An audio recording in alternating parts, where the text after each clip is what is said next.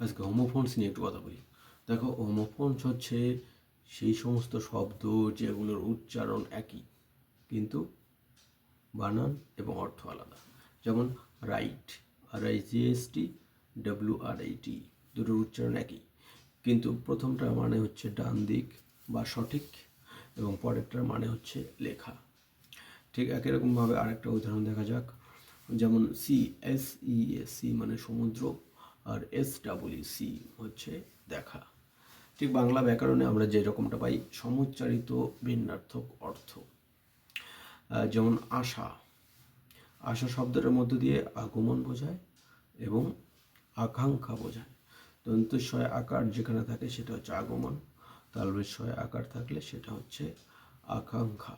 এটাই হচ্ছে সমুচ্চারিত ভিন্নার্থক অর্থ এবং ইংরেজিতে হোমোফোনস। Thank you.